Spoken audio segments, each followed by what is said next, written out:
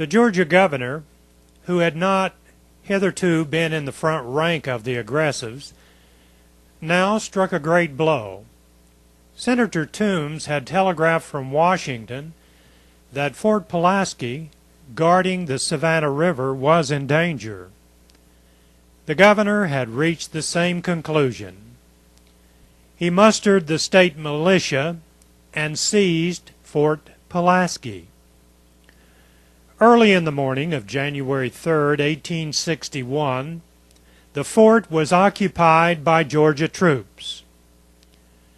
Shortly afterward, Brown wrote to a commissioner sent by the governor of Alabama to confer with him.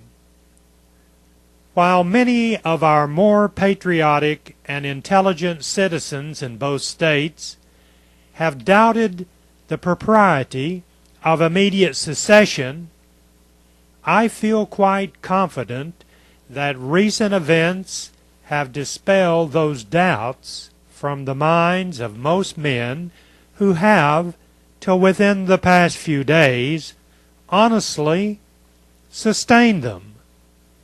The first stage of the secession movement was at an end. The second had begun. A belief that Washington had entered upon a policy of aggression swept the lower South. The state conventions, assembling about this time, passed ordinances of secession. Mississippi, January 9th, Florida, January 10th, Alabama, January 11th, Georgia, January 19th, Louisiana, January 26th, and Texas, February 1st. But this result was not achieved without considerable opposition. In Georgia, the Unionists put up a stout fight. The issue was not upon the right to secede. Virtually no one denied the right, but upon the wisdom of invoking the right. Stephens, gloomy and pessimistic, led the opposition.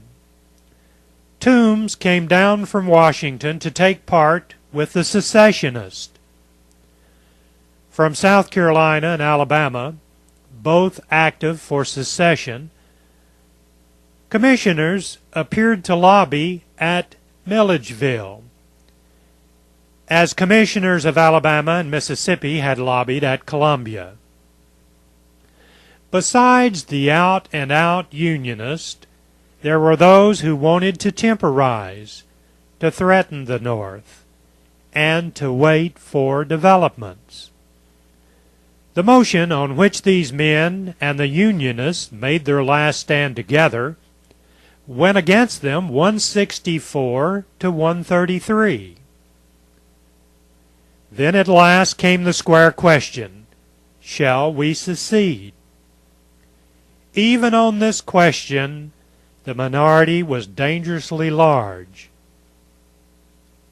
Though the temporizers came over to the secessionists, and with them came Stephens, there was still a minority of 89 irreconcilables against the majority numbering 208.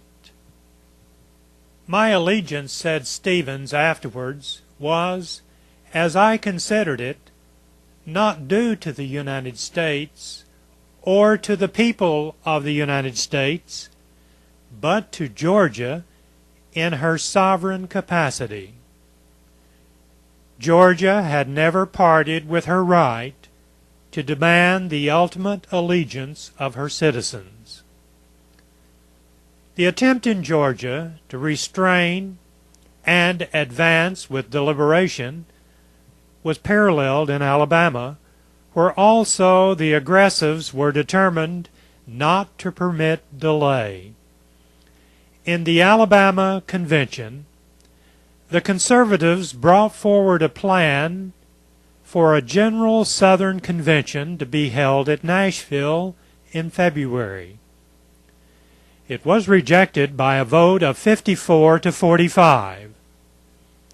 An attempt to delay secession until after the 4th of March was defeated by the same vote.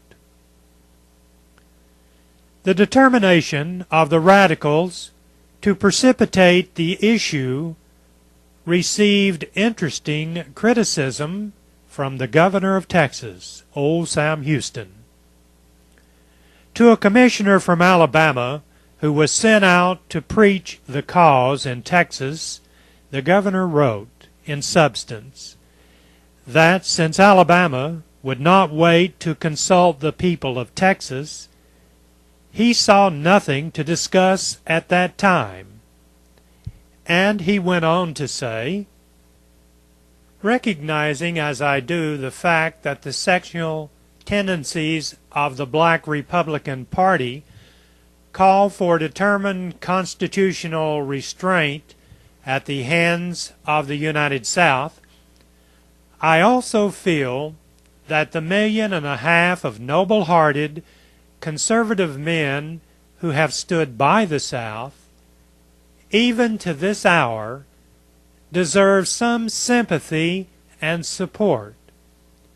Although we have lost the day, we have to recollect that our conservative northern friends cast over 250,000 more votes against the Black Republicans than we of the entire South. I cannot declare myself ready to desert them as well as our southern brethren of the border, and such, I believe, will be the sentiment of Texas until at least one firm attempt has been made to preserve our constitutional rights within the Union.